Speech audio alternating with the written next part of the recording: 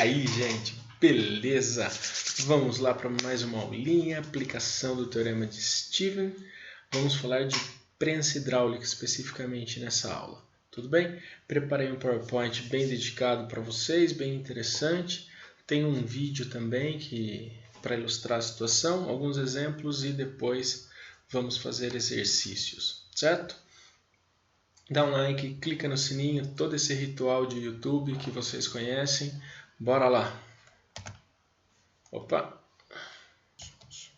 Então, gente, princípio de Pascal. Antes de enunciar o princípio de Pascal, vamos determinar a pressão de 3 pontos, tá? Então, tem uma situação aí que eu proponho para vocês, com 3 pontos diferentes no fluido.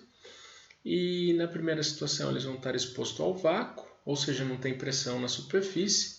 E na segunda situação, um êmbolo vai exercer pressão na superfície, certo? Então, no primeiro exemplo, sem pressão de superfície. No segundo exemplo, com pressão de superfície.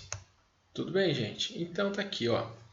Vamos lá, eu tenho o recipiente aqui, vácuo na parte superior, tá certo? Ponto A, ponto B e ponto C. Então, a pressão em cada um desses pontos será a pressão de superfície mais a pressão hidrostática. A pressão hidrostática é aquela que depende da coluna de líquido acima do ponto, tá certo? Então, a pressão em A inicial, a pressão nesse ponto aqui inicial, nessa condição com vácuo, será a pressão da superfície em A mais a pressão hidrostática. Lembrando que é vácuo. Então, a pressão de superfície é 0. Então, a pressão inicial em A é simplesmente dGH, tá? Pressão hidrostática. A gente vai repetir o raciocínio aqui para o ponto B. Veja, a pressão de superfície em B é 0. E a pressão hidrostática, ou a pressão no ponto B inicial, é dGHB. Vejam que o que está diferenciando a pressão aqui é simplesmente a altura. Tá? E finalmente para o ponto C, mesma brincadeirinha, pressão de superfície é 0, dGHC. Então, quem determina a pressão aqui, né, como a variável, é a altura de B, de A, de B e de C, porque dG é igual. Tudo bem? Então, a pressão em A é menor que B e é menor que C. Bom, agora eu vou aplicar aqui sobre esse vácuo, né, ou melhor, sobre essa superfície, uma certa pressão. De novo, os 3 pontos. Então, aqui, ó, vejam, tem um êmbolo. Esse êmbolo vai comprimir o fluido agora, tá certo? Então, o peso do êmbolo gera uma força para baixo, como reação... Opa, perdão, isso que eu estou falando é grande besteira. Vamos lá de novo. O peso do êmbolo aplica uma força para baixo. A força normal é a força que surge para impedir que o êmbolo desça, tudo bem? Essa força é devida ao contato entre o êmbolo e o líquido, tá certo? A força normal. E ela que vai ser responsável por gerar pressão aqui. Bom, então, novamente, a formulinha de pressão de superfície mais hidrostática. Nesse caso, a pressão de superfície é a força normal sobre a área, que eu vou chamar só de PS, tá? Então, a pressão de superfície, eu vou chamar de PS, é a força normal sobre a área. Agora, vamos lá, ó.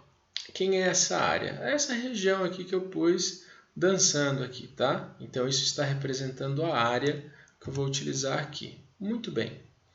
Então, para a altura A, eu terei essa formulinha aqui, pressão final em A, vai ser isso daqui, PS mais dGH. Vocês estão vendo que acrescentou simplesmente esse termo aqui de pressão de superfície, tá? Vou repetir o processo para o ponto B, vai aparecer aqui, ó, PB final é PS mais dGHB. De novo, agora, entre esses dois caras, a diferença é simplesmente o H. Repito isso para C, tá bom? Então, o que eu quero que vocês percebam é o seguinte: a pressão, quando o êmbolo está atuando, será aumentada por PS, que é a pressão de superfície. Ou seja, a força normal sobre a área é o que vai ser o aumento de pressão. Agora percebam que a pressão aumentou igualmente em A, em B e em C. Tá bom? A pressão aumentou igual. Então, aqui comparando as duas condições, pressão inicial e pressão final em A, isso vai me dar uma variação de pressão, que é simplesmente essa pressão de superfície. Se eu repito o processo em B, vejam dGHB lá no início, pressão de superfície, mas dGHB.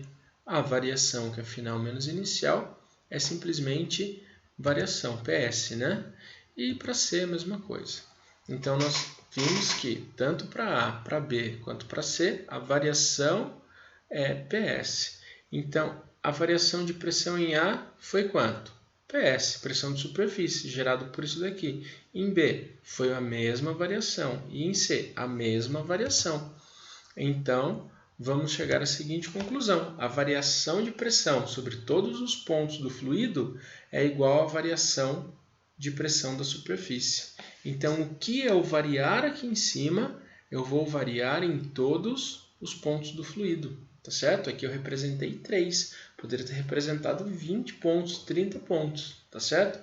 O que importa é todos os pontos dentro do fluido sofrem a mesma variação de pressão. Tá certo? Então, a variação de A, de B e de C é simplesmente a pressão da superfície. E aqui está o enunciado, então, do princípio de Pascal. Então, o que diz o princípio de Pascal? Aquele segundo o qual um fluido num recipiente, quando submetido a uma pressão externa, a transmite de maneira equivalente em todas as direções. Tá bom? Aqui é a referência de dicionário de física. Tudo bem, gente? Eu acho que está claro, né? Olhando para isso aqui de novo, está claro o que o princípio de Pascal está falando. Maravilha? E agora aqui, prensa hidráulica, princípio de Pascal, eu tenho o seguinte, ó, vamos voltar um clique aqui. Imaginem um tubo em U, tá certo? Um tubo em U, fechado aqui nas duas extremidades, com êmbolos e dois corpos com massas diferentes. Vocês percebem que as massas são diferentes, mas eu tenho um equilíbrio. Por que eu vou ter esse equilíbrio? Porque a pressão nesse ponto e a pressão nesse ponto tem que ser exatamente iguais. Porque a coluna de água, a coluna do fluido aqui, tem a mesma altura. Isso é o princípio de Stevens, certo? Então, as pressões nesses pontos são iguais. E isso mantém o equilíbrio da prensa.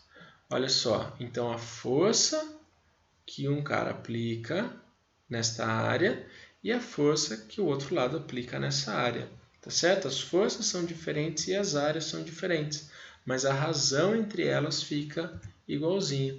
Então aqui ó, a gente observa um pezinho de massa menor elevando o de massa maior, tá certo? A animação começa aqui e a partir daí ela se repete, tá? Então o corpo mais leve consegue elevar o corpo mais pesado, certo? Então, ó, de acordo com o que a gente escreveu, atrás que a gente deduziu, a variação de pressão no ramo A deve ser igual à variação de pressão no ramo B.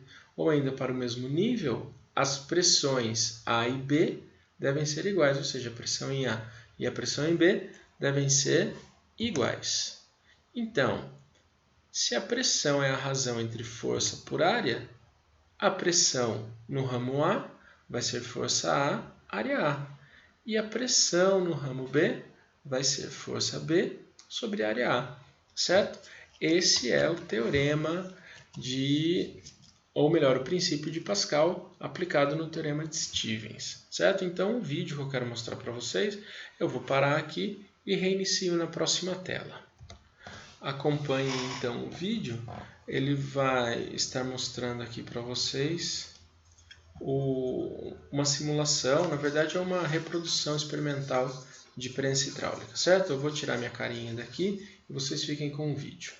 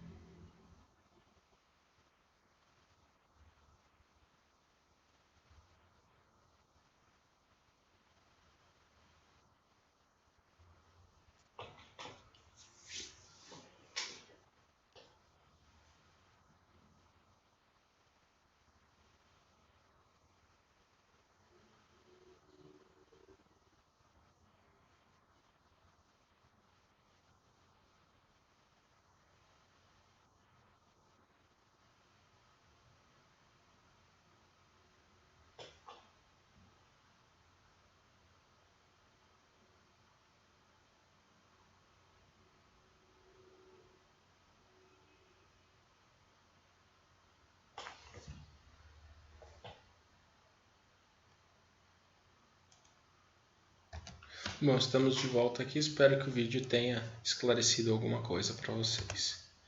Bom, aí como que eu vou aplicar isso agora, né? Quais são as condições do dia a dia que me favorecem esse uso? Uma delas é o macaco hidráulico, né? Então, quem já precisou trocar um pneu e teve a sorte de ter um macaco hidráulico, você percebe que com uma mão você facilmente levanta um carro, tá certo? Então, o que acontece? Ó, vamos lá, começar aqui. Eu abro essa válvula, tá certo? Então vamos lá de novo. Na hora que essa válvula abrir, você pressiona aqui numa área muito pequenininha e consegue levar o carro nessa área muito maior. Aí você abre essa válvula, enche aqui de novo. Ó. Abre essa válvula, eleva e vai repetindo o processo. Então cada bombear você sobe um pouquinho ali, tem um reservatório de óleo e você vai dessa forma, tá? Aqui é uma animação que mostra a parte do reservatório de óleo. Entendam aqui a válvula azul e aqui a válvula vermelha, certo? Então essa é uma utilização de prensa hidráulica. Com uma mão você consegue facilmente levantar um carro usando um macaco hidráulico. Bom, outra utilização é freio de automóvel, tá certo? Aqui está o pedal, né? Isso aqui fica na parte interna do carro, lógico, isso aqui é uma representação. Então você pisa no pedal, não precisa de grandes forças para estar realizando aí a frenagem do carro, e você consegue, através de uma área muito pequenininha, aplicar uma força muito grande na pastilha de freio, aqui no disco, e frear um carro, né? Seria inconcebível, sem o uso de uma prensa hidráulica, você com o pé frear um carro a 100, 120 km por hora, tá? Graças ao auxílio dessa prensa hidráulica e a transmissão de forças, né, com igualdades diferentes, aqui forças diferentes. Né? Igualdades diferentes é ruim, né? Com forças diferentes aqui devido à diferença de área. E aqui prensas mesmo, no sentido clássico da palavra, né? Observem aqui, a hora que eu pressiono esse lado aqui estreito, eu consigo comprimir coisas muito rígidas do outro lado. Então, prensas hidráulicas são usadas para moldar ferro, para fazer teste de resistência de concreto, coisa que seria impossível a gente quebrar ou moldar com a mão. Uma prensa permite isso. Certo? Então, a parte teórica acaba aqui.